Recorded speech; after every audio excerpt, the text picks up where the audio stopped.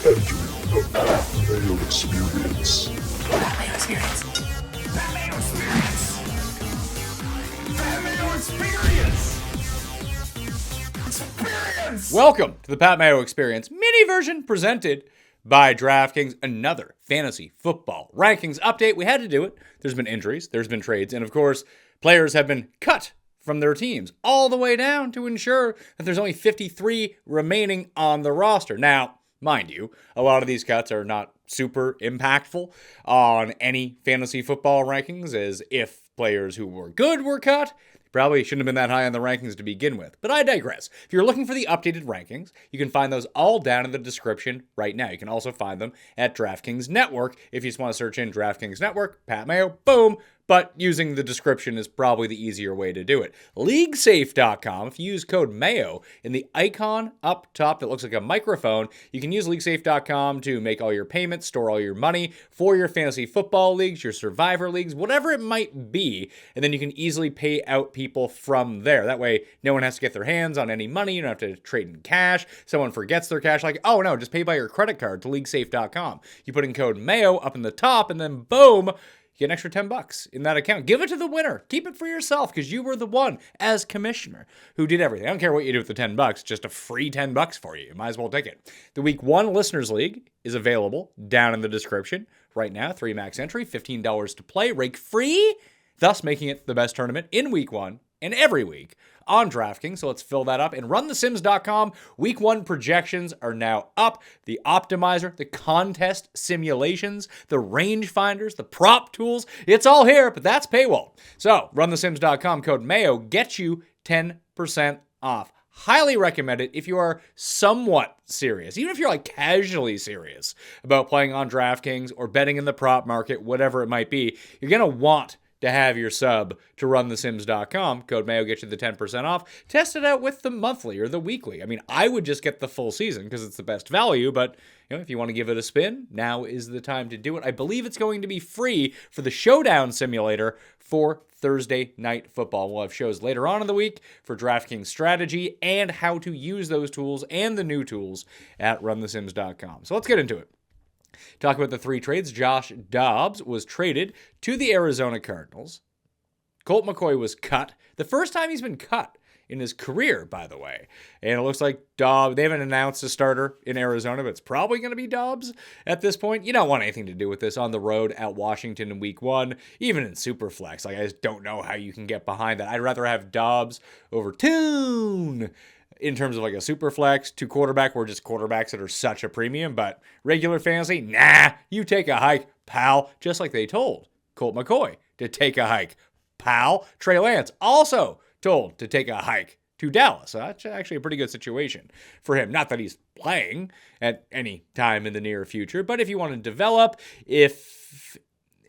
listen, Kyle Shanahan's probably a better coach. I mean, he is a better coach than Mike McCarthy, but it was clear that something had soured. They just didn't see it with Trey Lance in San Francisco. At least now, behind Dak Prescott, you have a player that can at least mimic Dak Prescott, albeit probably the really bad version of Dak Prescott. But, I mean, people were calling Trey Lance, he's an explosive runner. He wasn't all that explosive, to tell you the truth. We were hoping that he was going to be super explosive, especially in the running game. That just hasn't come to fruition. He's still fast. It's like Dak Prescott. Dak Prescott isn't an explosive runner, but he is going to run and pick his spots. He's a big dude, just like Trey Lance.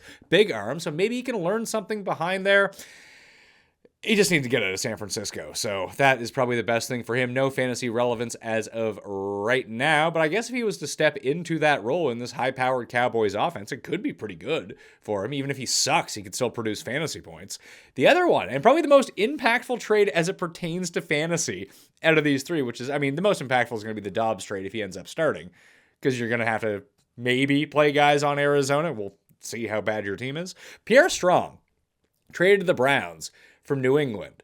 So you had Jerome Ford and you had John Kelly battling for backup duty to Nick Chubb. So you think in your mind, what's going to happen to Nick Chubb if he gets hurt? Well, it's probably going to be Jerome Ford. I doubt it's going to be Pierre Strong. Pierre Strong can catch passes. So this might limit, listen, I'm not going to say that Pierre Strong is just going to step on the field and be like, oh, he's going to play the Kareem Hunt role, catch all the passes. We're back down the toilet for Nick Chubb. It's not going to be like that. But I do think that Strong will see the field more than those other two right now if he can pick up on this offense, as he should, pretty quickly, and become a third down back, someone that we just kind of see on the field. Who was the other guy? The other backup that they had on Cleveland from a year ago.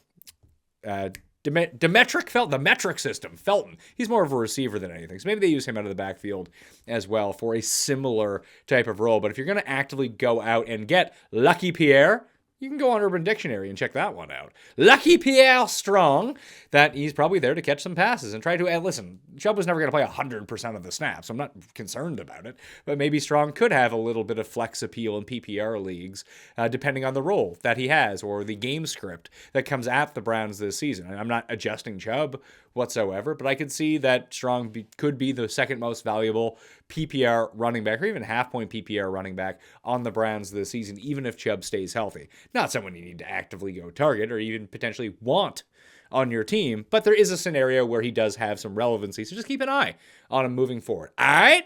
Injuries. DJ Chark did not play in the Panthers' final preseason game with a hamstring problem. Derek Wright filled into that starter's role to go along with Adam Thielen and Mingo because Chenault was hurt, Terrace Marshall was hurt. It's just a bad situation going on in Carolina. Hayden Hurst didn't even play all the snaps for the first time. We got Ian Thomas, who reeks back onto the field. That's not good for Hayden Hurst shares. I still have him as like the 12th tight end overall, but he's a part of that like reasonably high floor, low ceiling club from like, I don't know, tight end 11 to 19. And you have your Dalton Kincaids, the Laporta potties. Like those guys have upsides, but they might absolutely suck because most of the time rookie tight ends suck. That you have these other guys who are like good for 6 points a week to 8 points a week, depending on if they catch a touchdown or not. Maybe they have 14 during that week. Hayden Hurst is firmly a part of that group. Ken Walker, still no sign of him in the preseason. The rotation for the Seahawks has been Charbonnet, first and second down. DJ Wiki Dallas coming in on third downs, and it would probably stay the same for Dallas on third downs. And we probably see a split on first and second downs, series by series, drive by drive, whatever it might be, from Ken Walker if he is ready to go in week one. That's still up in the air with the groin injury right now. I would expect him to play. He will be in the week one rankings that I do with Jake Seeley, but things can change the more we get those reports coming out. Alan Lazard has an AC joint. He is expected to be fine for week one. With Corey Davis retiring, filling in his spot in two wide receiver sets was Mecole Hardman, the caveman. He did that, so you probably don't want him. And then Randall Cobb was on the field a ton too for the Jets. Well, Aaron Rodgers was on the field. But it looks like Hardman would step primarily into the two wide receiver set role. Should anything happen to Lazard, you can file that away for week 6 or something if Lazard gets hurt. But he's going to be fine for week 1. Seems to be the same case with Romeo Doubs at the moment. Woo! Piling up the coughs right now. We were getting to that part of the season where the weather is changing a little bit, and you feel underneath the weather. But he didn't play for the Packers with a hamstring problem. We do not know what his status is for week 1. They're hopeful that he is going to play, so we'll see how that turns out, but keep that on your radar. If you have drafted Dubs or are going into your drafts this weekend. Again, you can find all of the updated rankings down in the description right now. Even if you're watching this 2 days from now, I'll have them updated 2 days from now, even if there is no accompanying video to go along with everything.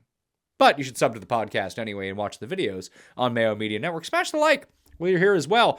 Kenyon Drake was cut by the Colts. We still don't know what's going on with Jonathan Taylor as of this record. The rumors this morning, before I recorded this, was that they were going to make one more offer to Jonathan Taylor, maybe a deal like we saw Josh Jacobs get when he finally signed with the Raiders, and Saquon, which was very similar to the Josh Jacobs deal when he signed with the Giants. That could be the Jonathan Taylor deal. I doubt it's going to be a huge one when he still may not play, at least in week 1. Kenyon Drake getting cut does tell me either they're very close with Taylor to either trading him or signing him, or that Zach Moss, coming back from his broken wrist, is going to be ready for week 1. And there would probably be Zach Moss as the starter in week 1. Deion Jackson has been starting in his place, and then Evan Hull, Brett Hull's son, maybe? I don't know.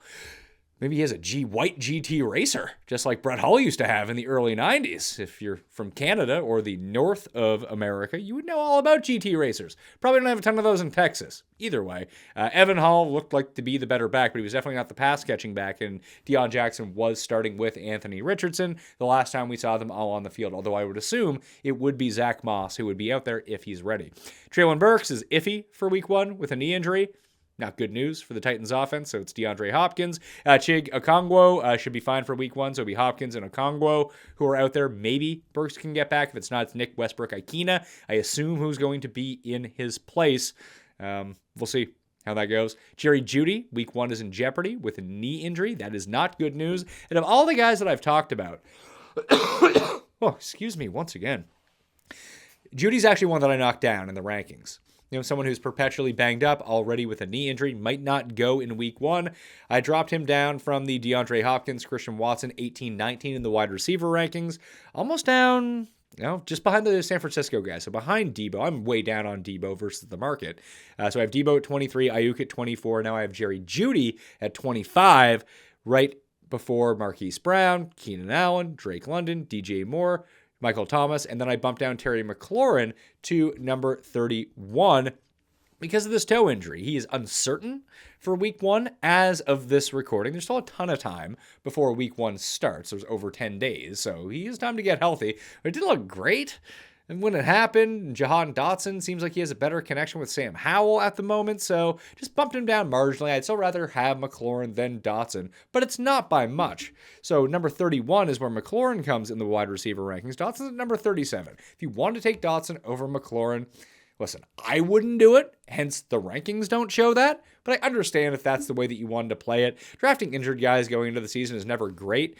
Like when it comes to Romeo Doubs and DJ Chark, that they're dealing with hamstring injuries. Hamstring injuries have a history of reoccurring. Joe Burrow has a calf injury. Calf injuries have a history of reoccurring if you push them too quickly coming back. So you always have to think about, maybe they're fine for week 1, or maybe they'll re-injure themselves for 6 weeks in week 1. That is the situation you want to avoid. Now it's a foot for Terry McLaurin. It could be a toe, could be something.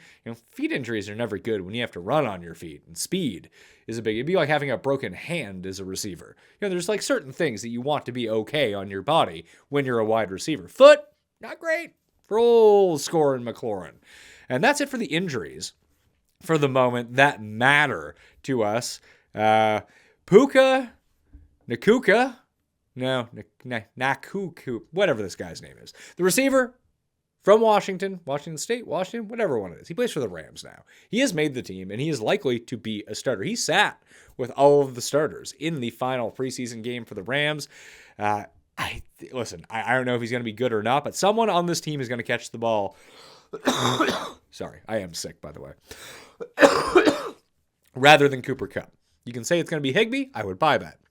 I like Higbee. So there's 2 guys. Are they going to have 100% of this team's throws and targets coming in? Well, the defense isn't all that great outside of Aaron Donald. They might have to throw a ton. So you have Kupp, you have Higbee. Is it going to be Van Jefferson? Probably not. Tutu Atwell? Probably not. Puka? Yeah. There we are. He's going undrafted right now. Listen, he's not a must target. He's number 150 in the top 150 rankings, but I do like him a little bit just as a complete flyer if you have the bench space in your leagues. The Dolphins released Myles Gaskin from starter in 2019 to cut in 2023. Christian Kirk seems locked into the slot on the Jags, and he's playing significantly fewer snaps because of that. He's not playing in 2 wide receiver sets. That would be Zay Jones and Calvin Ridley. Not to say that Kirk's going to be bad or anything, but there's only certain situations that he's going to be on the field. Once again, I got to... Oh, boy. Whew. Josh Palmer appears to have won the wide receiver 3 role, at least for the time being, from Quentin Johnson for the Chargers. I still like Johnson better than Palmer for this season. I think that he gets himself onto the field more, becomes that deep threat in the Chargers offense, but we'll wait and see on that. And the final thing I thought was funny from this week, didn't affect the rankings at all. Washington coach Ron Rivera said that QB Sam Howell has a chance to, quote, be really good. Thanks, Ron, for that wonderful insight on your starting quarterback. I hope he has a chance to be real good. But for fantasy purposes. He's going to run a bunch. That's always good. They might be losing a bunch. That's also really good for fantasy. Oh, my God. I got to go take some medicine, get myself checked out. We got AFC wins coming later on in the week. NFC wins out. Best bets already out. RunTheSims.com, code Mayo. Do all that fun stuff. The rankings are down in the description right now. I am Pat Mayo. I'll see you next time. Mayo experience! Experience!